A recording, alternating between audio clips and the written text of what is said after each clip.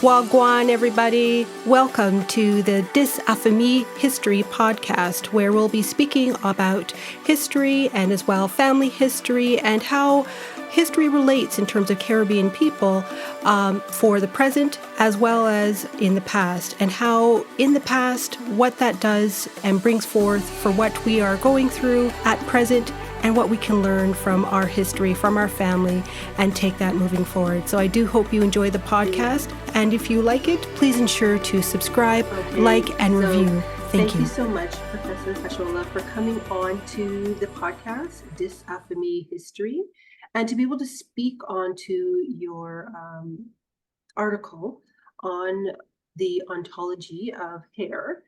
That we're going to be speaking on, and I'm really looking forward to it because it is an identity crisis. And if you could just be able to, before we start, just give a brief introduction for the listeners. Joseph Fashola, yes, a Nigerian, and I had my studies in philosophy. I had my first degree in philosophy, my second degree, and then PhD in philosophy. I'm currently a lecturer in Redeemers University, Ede, Nigeria. And I teach philosophy in the Department of Religious Studies and Philosophy. Thank you very much. Thank you so much for that, Professor. Now, would you be able to just describe, or what was your motivation to explore this relationship between hair and identity in the context of African literature? Yeah, thank you very much for having me once again. See, the paper, The Ontology of Hair and Identity Crisis in African Literature, was written by myself, Joseph Fashola, and Hannah Abiodun. So the motivation to further explore the relationship between hair and identity in the context of African literature was born out of the understanding that hair is very, very important to people, different cultures and from different races or different backgrounds around the world. So hair can serve as a link, though not the link, but a link between people and their race. It can serve as a link also between individuals and their religion, even their culture, their mental state, their state of health, and their social status. So we have all this. It's very, very easy to find these links there. So the relationship between hair and race was stated beautifully crafted by Chimamanda Ngozi Adichie. You must have read some things about her. Her book, titled Americana, is very, very instructive here when it comes to hair and identity. In that book, she says something very important which drew my attention to further explore identity in African literature. She said, in American society, hair represents the racial roots in the society. And then I tried to see what the main character in that book had to say. That is, Ifemelu is the name of the character, the main character in the book. Ifemelu said something very, very interesting too. She said that hair is the perfect metaphor for race in America. And then Adichie, the author of the book, Americana, went on to illustrate how hair, a feature in the human body, can pass a message, of who a person is. She made a distinction of two individuals. She said, an American and then an African. She said the African woman's hair is kinky. That's her description of it. Mm-hmm. And that the American woman's hair is sleepy. Then she went on to say something very instructive, that the Africans usually want to appear like the Americans. And for that reason, they go on to relax their hair. Now, when they go through this process of relaxing their hair, something happens to them. They lose their identity, according to her. Why? Because after relaxing their hair, they no longer look like the African woman that they are supposed to look like. And they actually do not look like the American woman. Now they are caught in between. They are lost. And so, if you read further in that book too, you see the character Ifemelu said something very important too. Because she too, when she went on to cut her hair, something happened to her. Just to tell us how hair has something to say about the identity of the individual. When she cut her hair and went to work, someone met her, a lady, and asked her, "Why did you cut your hair? Are you a lesbian?" Now, you see, the the reason for that individual to ask the question, "Are you a lesbian?" is just to show that there is a change in identity, no matter how much it takes. So we see that hair is very, very important. And the motivation to further explore the relationship between hair and identity in the context of African literature was born out of the understanding that, hair is very important to people of different cultures and different races around the world. That's the reason. Yeah, I couldn't agree more with that. And just for, definition, can you define ontology as it relates to African culture? Yes. In philosophy, ontology is a branch of metaphysics. Yes, and it is, in fact, the study of being, any being at all. And in African philosophy, African culture, see, ontology is also the study of being. But this time around, it goes on to make reference to the relationship that exists among beings. And that this relationship that exists among beings is such that the one affects the other. One being affects another being. So when being exists, they exist in an intersubjective manner. And the way they affect each other is either benevolently or malevolently. So when it comes to the ontology of hair, you see, the paper makes reference to metaphysical interpretations or significance of hair, metaphysical significance of hair in relation to the culture of the African. This is because culture is a physical manifestation of a person's ontology, of a person's beingness. So this is the very reason why hair is related to culture. Perfect. And then how is hair deeply rooted in African identity? Like, would you be able to provide some examples of African societies? That hair is deeply rooted in African identity. It's a given.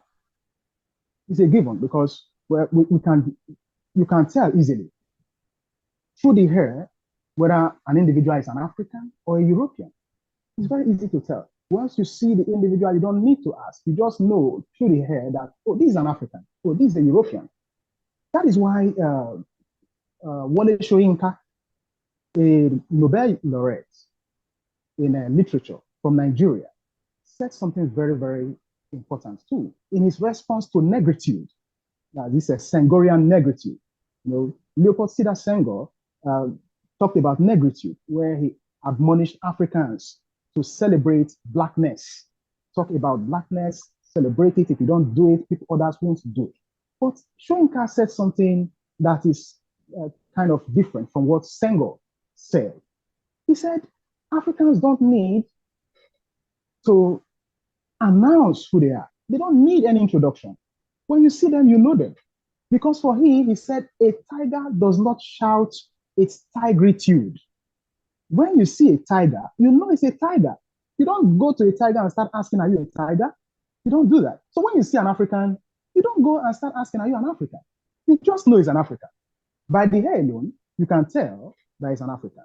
In the same way, if you come to Nigeria, especially the Benin Kingdom, when you see a Benin chief, just by the hair, you know it's a Benin chief because of the way they shape the hair from the back and then they reserve an arc in front. When you see a Benin chief, you don't start asking, are you a Benin chief? By the hair, you know it's a Benin chief. When you see a Yoruba woman from Nigeria, you know she's a Yoruba woman by the way she carries her hair. When you see an Hausa woman, the same way, you know that it's an African woman. That's why we see that hair is deeply rooted in African identity. Hair is very, very important for that. Thank you. No, thank you. So basically, just for how someone's hair is presented, how it's styled, you will know in terms of from which society that they're from. Once again, please. No, you'll just know from how it's styled, from which Yes. society that they are from. Yes, from the way the hair is styled, you can tell easily that, oh, this is a Yoruba style, this is Hausa style, this Igbo style. And for a Benin woman, you can tell too, oh, whether this is a princess or she's a queen, you can tell. The hair can give that idea. Now, since, you know, as we were discussing, you know, a person's hair is tied to their identity, and it can as well indicate their status in society. This is a significant meaning, like this has a significant meaning for when, let's say, someone has a shaved head. Would you be able to speak to this as to how this is connected to their status in society? Yes, yeah, I think I've just mentioned that in passing somewhere. That in some cultures in Nigeria, the Benin is very, very significant here. You know, the culture of the people of the Benin people of Edo State, you know, is such that the chiefs will have done their hair in certain ways, so that it is very, very distinctive. Now, whether the hair is funny or not funny, whether you like it or you don't like it, is not what matters here. But that hairstyle gives the chief his identity, and it makes him different from any other person in the society. So that's because you can change your outfit, but you will always carry your hair anywhere you go. So when you see a Benin chief, you just know, oh, this is a Benin chief. And that his status in the society is different from any other person in the society and should be accorded some respect as an African. The hair too has something to say, especially for a widow in Africa and in Nigeria specifically. You know, when a woman is widowed, the next thing she does is to shave off her hair. Yes, to tell the world or the people around her that she's in her state of mourning her, her late husband. And that in fact, she is not willing to socialize at that time or to get involved with any other individual romantically or whatsoever manner in the society. So when anyone sees her, you know, oh, this woman is in a state of mourning and she's not ready to socialize. It is the same thing too when a king dies. When a king dies in Africa, in Benin especially that's the Benin kingdom, all the males in that kingdom are expected to shave off their hair. Yes, they shave off their hair in honor of the departed king. And whoever comes into that community at that time, if you understand the culture and you just see all the males shaving off their hair, it sends a message across to you. Oh, something has happened in this kingdom. And then you ask what's going on. Instantly, you can even ask, oh, did you lose your king? And you know that it is in fact the case because all the men have to shave off their hair. So the hair has a message to pass across. So we can see how that it plays out in the status of individuals in the society, just like I mentioned the Benin chief. So, I mean, it just shows just a level of respect depending on in terms of which society that they're in. Now, you touched on, I guess, again, to the point of, you know, hair in females would tell a story and not just an expression for the sake of expression. Would you be able to elaborate on this particular point? Yes. You see, when you take a look at the hair of a woman in Nigeria, it tells a story, really. And usually the story is about the background of the woman, the culture to which she belongs. Sometimes you see a woman in Nigeria when they are presenting their culture to the people, displaying a kind of hairstyle that is in the shape of a basket. When you see that, she's telling a story just by making her hair in the form of a basket. She's most likely to be traced to Benue State, the people of Benue State of Nigeria, who are referred to as the food basket of Nigeria. That state is referred to as the food basket of Nigeria. So when they come up with that kind of hairstyle, they are telling you something, that we are the food basket of Nigeria. In other cases, you will see some women carrying their hair, different strands of hair, beginning from the base, from the top, and then hanging at the middle, forming a bunch. Now, they are telling us a story, the story of unity. Different strands coming together to form a whole bunch, a whole unity. That's as Nigerians. Even though may differ in tongues, in tribes, but that's in brotherhood we stand.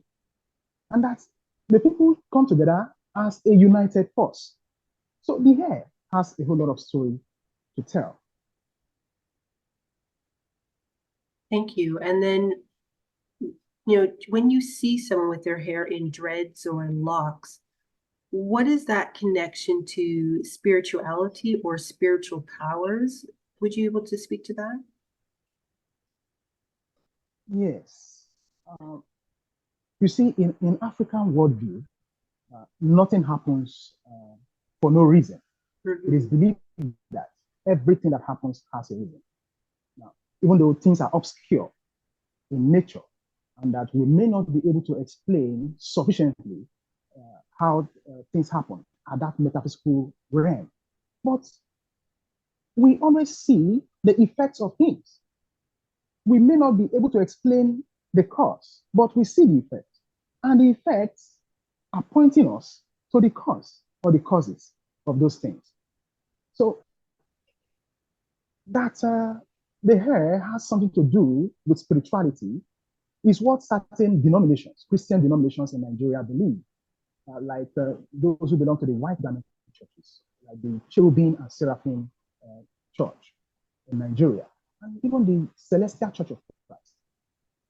It is believed that when a child is born with dreads, that child has prophetic powers. Now, whether that is the case or not is for them to substantiate, but it remains the fact that it gives us an identity, it gives them an identity. When we see them, we know who they are. When we see them carrying their dreads around, we know that, oh, these individuals belong to such and such denominations. But to that denomination, they believe that such a child born with dreads, when properly nurtured, can begin to display some spiritual significance, which will be of help to the people in that denomination. Thank you. And then, would you be able to speak to some particular instances or narratives that exemplify moments of identity crisis in literature? Yes. You see, we see some works. There are a lot of works that are cited in the process of writing that paper, like the Americana itself, written by Adichie. It's a very instructive book that points us to instances of identity crisis in literature. We also look at Gender and Hair Politics, an African philosophical analysis by Omotosho. And then there is Hair in African Arts and Culture by Serbia. There is the Power of Hair and Politics of Hair in African Context by Shonisani, as well as Black Hairstyle Politics by Mensah. These books have been able to point us to instances of identity crisis, where one individual begins to exhibit certain other traits at some other times due to hair. Let me point you to Americana. Ifemelu, for instance, the main character in that book. You see, at a point, there was a question about her identity because she relaxed her hair. When she relaxed her hair, it became difficult to know whether she was still an African or an American. And when she went on to cut her hair, it became a problem. And someone had to ask, are you a lesbian? So this brings about a kind of a crisis, an identity crisis of who the individual really is, just with the hair. Thank you. No, thank you. And, in your opinion, what would you say are some of the potential avenues for further research or exploration in this intersectionality of hair and identity in literature? Yeah, you see, the implication of some of those implications we could have would be that of misrepresentation. misrepresentation of hairstyles in Africa. Now, for instance, there could be that of impersonation. An individual could impersonate a Bini chief by just coming up with the hairstyle of a Bini chief. And then you see him, you accord him the respect that you should accord a chief. But that individual is actually not a chief. It could be someone impersonating a queen or the princess. And then you accord that individual the respect that you should give to a queen or a princess. Now, that will lead to a lot of problems. So for further research, it will be important for us to look at these kind of misrepresentation because it will lead to serious problems in the society.